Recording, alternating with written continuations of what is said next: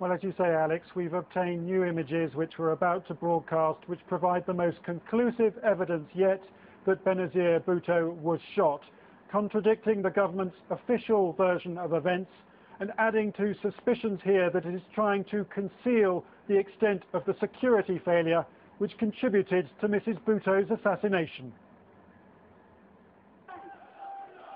It's late afternoon, and a crowd estimated at a few hundred is swarming around Benazir Bhutto's car. A clean-shaven man in sunglasses is watching at the fringes. He's concealing a gun. The man in white behind him is the suspected suicide bomber. The sniper moves in to within a few feet of Bhutto, who is greeting her supporters. He fires 3 shots. The last bang is that of the suicide bomber, blowing himself up.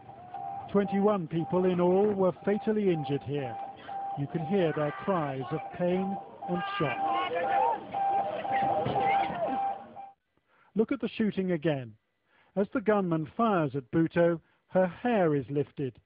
Her shawl is also seen to rise, and she falls inside her car. These images, broadcast for the first time, apparently contradicting the official version of events, which insists that Benazir Bhutto was not shot. The government says she was killed after fracturing her head on her car's sunroof lever. But many here say both pictures and eyewitness testimony make a mockery of the government's story. I have seen that Benazir was gunshot by a gun. I am 100% sure that Benazir was killed by a gunshot.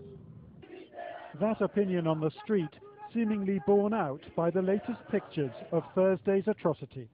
And as more such images come to light, they will fuel the anger of protesters both here at the scene of the crime and around the country, who feel that they've been lied to by the government, that there's been a deliberate cover-up of what amounts to a massive security failure to protect this country's best-known politician. A surgeon who treated Bhutto on Thursday night said she was shot twice in the head and the neck. You can hear the shots in this footage, and again see the gun. But by Friday, the hospital mysteriously changed its story, saying no bullet wounds had been found. Instead, a government spokesman insisted she'd hit her head against her car after the bomb exploded. When she was waving, there were 3 shots that were fired. So you could hear these 3 shots that were fired. But fortunately enough, none of the shots hit her. But look at the car. There's no sign of blood on the silver-coloured sunroof lever. And though the car was damaged, it was bomb-proof. Every other passenger in it survived. Our pictures show Benazir Bhutto had fallen into the car before the explosion, which suggests she was more likely killed by an assassin's bullet seconds earlier.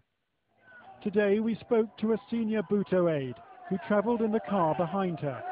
She described the government's version of events as ridiculous, dangerous nonsense, a cover-up. If we look at the proximity of the aggressor to the victim, we take into account which side of the victim the aggressor can be seen.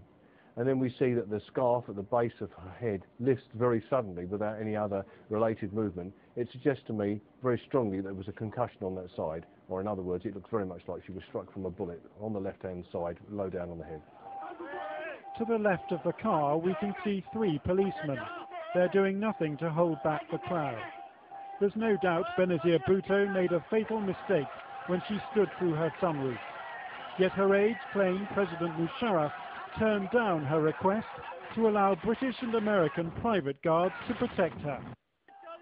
Officials have rejected calls for an independent foreign inquiry into this assassination, though they've offered to exhume Bhutto's body if the relatives who've just buried her request it.